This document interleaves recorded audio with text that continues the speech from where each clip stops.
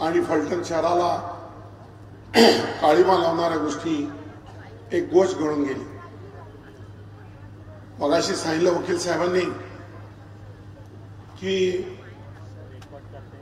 या फोटो दाखवला त्यांनी आणि सांगितलं की यामध्ये हे दिलीप भोसले जे आहेत ते हॉटेलचे मालक आहेत आणि ते रणजितदादांचे खास मित्र आहेत आणि उबाटाच्या वतीने जाहीर करून टाकलं की ते संभाव्य उमेदवार आहेत। वास्तविक पता अत्यंत महत्वाची गोष्ट आहे। खूप दिवस गप्प बसल्यानंतर असं वाटलं की शेवटी जनतेपुढे हा प्रश्न आणि परिस्थिती आपल्याला नेली पाहिजे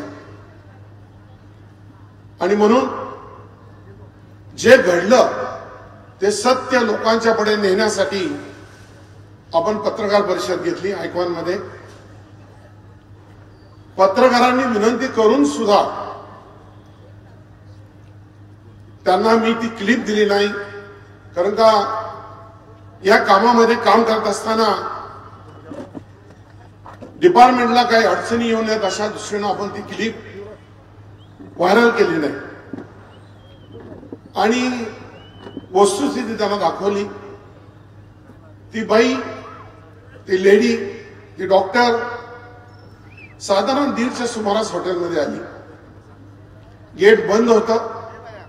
त्या लेडीने बाहेरनच वॉचमॅनला सांगितलं मला रूम पाहिजे, मी बारामतीला जाणार आहे पण आता उशीर झालाय आणि मला आजच्या दिवस इथे जर रूम मिळाल तर बरं होईल।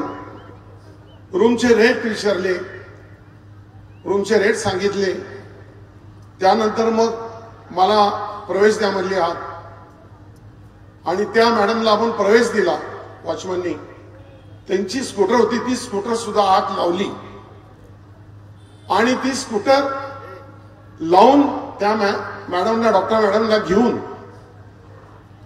तो वॉचमन रिसेप्शनला गेला। रिसेप्शनच्या माणसांनी उठल्यानंतर त्यांना आय कार्ड मागितलं, आधार कार्ड त्यांनी दिलं, त्याची झेरॉक्स काढून घेतली। ती झेरॉक्स आपल्याकडे ठेवली आणि मूळ कार्ड त्यांना दिलं। त्यांच्या हस्ताक्षरात आपण त्यांची एंट्री घेतली। हॉटेलच्या लॉजिंगच्या नियमाप्रमाणे असणाऱ्या सर्व गोष्टींची पूर्तता आपण करून घेतली आणि त्यांना चावी देण्यात आली। ते पैसे तर दिलेच नाहीत त्या माऊलीनी आणि त्यांनी सांगितले की उद्या मला पैसे मिळणार आहेत, मी सगळ्या याला पैसे भरते। शेवटी रात्री 1-1:30ला आलेली ती महिला, तिला रूम दिली पाहिजे, न देणं हा कायद्याने गुन्हा आहे। समजा त्यावेळेस त्या लेडीला रूम दिली नसती आणि ती तशीच बाहेर कुठं गेली असेल, अतिप्रसंग कुठं घडला असता तर दुसऱ्या दिवशी तिने आरोप केले असते की मला यांनी रूम दिली नाही म्हणून मला त्रास झाला। लेडी एकटी येऊ, जेंट्स येऊ किंवा दोन्ही प्रकार नसरा तिसराही कोणी व्यक्ती येऊ, रूम मागितल्यानंतर रूम उपलब्ध असल्यानंतर देणं हे व्यावसायिकाचं काम आहे। त्याप्रमाणे त्यांना रूम दिली। त्या रूम मध्ये स्वतः चावी घेऊन गेल्या। चावी घेऊन गेल्यानंतर रूम उघडताना त्या डिस्टर्ब होत्या। आपल्याला क्लिप पाहायला मिळाली असेल, ती आपण व्हायरल केली आणि त्या रूम मध्ये आत गेल्या। साधारण 1:30-1:15 सुमार झाले असेल। त्याच्या आत गेला ते परत आल्या नाहीत। दुसऱ्या दिवशी सकाळी 9-9:30ला नॉक केलं, काही पाणी वगैरे हवंय का, चहा हवंय का, त्यांनी आतनं रिस्पॉन्स दिला नाही। 11, 11:30-12ला पहिला जो मॅनेजर असतो तो बदलला, त्यांनी पुन्हा नॉक केलं, रिस्पॉन्स मिळाला नाही। त्यांनी विचार केला की ह्या रात्री 1:30-2ला आल्या, झोपले असतील, आपण त्यांना त्रास देऊ नये आणि त्याप्रमाणे त्या झोपल्यात असं समजून तो मॅनेजर सुट्टीवर गेला। दुसऱ्या मॅनेजरला सांगितलं की त्यांनी पैसे काय दिले नाहीत, परंतु त्या थकल्या असतील, त्यांना लवकर उठूही नका।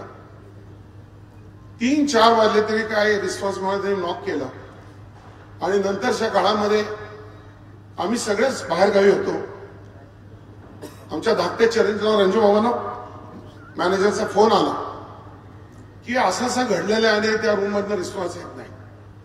पण त्या डॉक्टर मॅडमची गाडी मात्र खाली होती आणि त्यांचा रूम मधनं काय रिस्पॉन्स मिळत नव्हता. मग पोलीस स्टेशनला फोन केला. त्यांना सांगितलं की वास्तविक पाहता आमच्याकडं रूम चेकआउट टाइम हा 24 आवर्स आहे. खरं तर 12ला चेकआउट रूम असते, पण त्याला आपण 24 तासाची मुभा ठेवलेली आहे आणि त्याप्रमाणे त्या महिलेची चेकआउटची वेळ पुन्हा रात्रीपर्यंत त्यांना राहायला संधी मिळणार होती. त्यानंतरच्या काळामध्ये दुसऱ्या दिवशी संध्याकाळी 6:30-7 पर्यंत सीसीटीव्ही चालू आहे. एकही मनुष्य रूम मध्ये आत आला नाही, गेला नाही. काय झालं हे डिपार्टमेंटला माहिती आहे, त्यांच्याकडे अनेक कॉल्स आहेत. त्या लेडीजनी कोणाकोणाला फोन केले रेकॉर्ड तिथं आहे. परंतु ही गोष्ट घडत असताना अंधारे मॅडम यांनी आरोप केले की यांनी त्या बाईला बाहेर मारलं आणि तिला आत आणून हँग केलं. किती कीव करावी त्या अंधारे मॅडमची. कोणतरी खरूज विकत घेईल का? मारायचंच असेल तर बाहेर मारलं तर जो मारेल तो कॅनलमध्ये नेऊन टाकेल का आपल्या घरात आणून पुन्हा फास द्यायचा प्रयत्न करेल. इतकं बालिश ज्ञान असणाऱ्या त्या बाई पुढे म्हणाल्या की त्यांना 1 वाजता रूम 1.5 लाख रूम दिलीच कशी. पुढे म्हणाल्या त्या इथं राहणाऱ्या होत्या, त्यांचं घर होतं, तर मग त्यांना रूम मध्ये यायची गरज पडलीच काय. आणि मग सगळे खुलासे झाल्यानंतर पुन्हा त्या म्हणाल्या की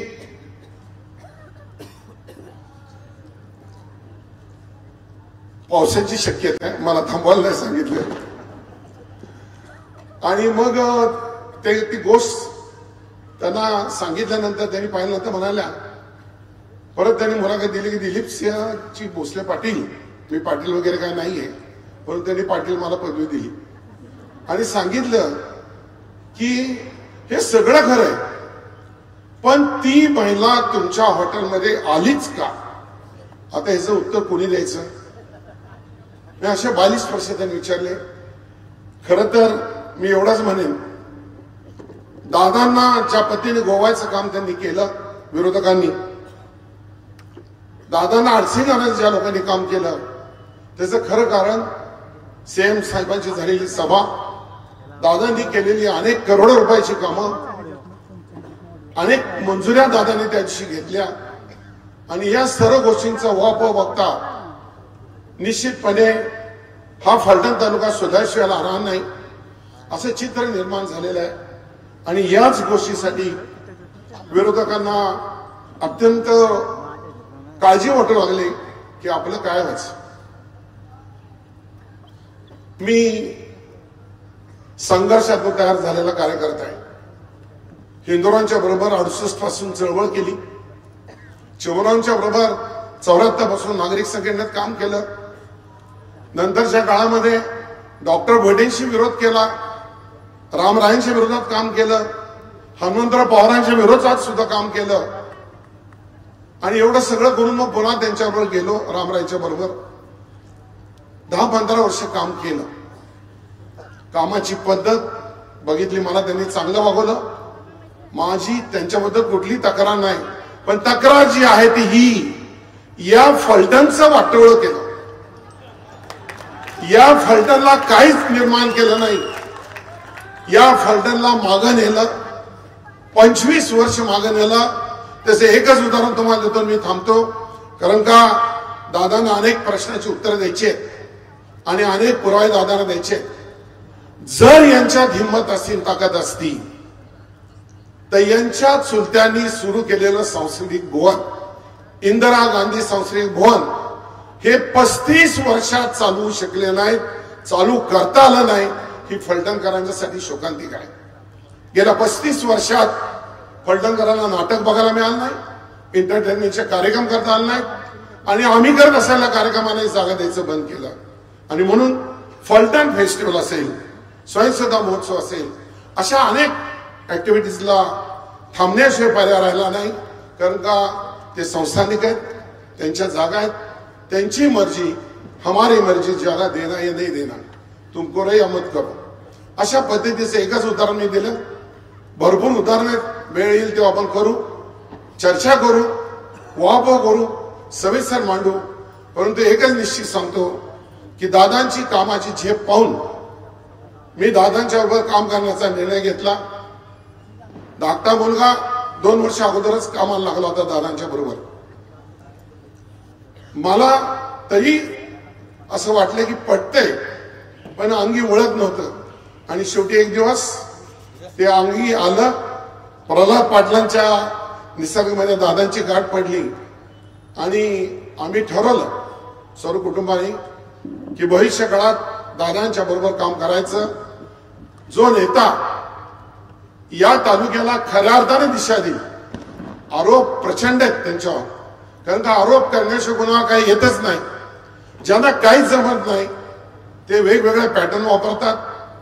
आणि मी मध्ये सांगितलं की त्यांनी वापरलेला पॅटर्न, कोरेगावला वापरला पॅटर्न, मानला वापरला पॅटर्न, आणि सेम पॅटर्न आज ते फंडामध्ये वापरायचा प्रयत्न करतात. सत्य हे सत्य असतं, ते कधीही दडत नाही.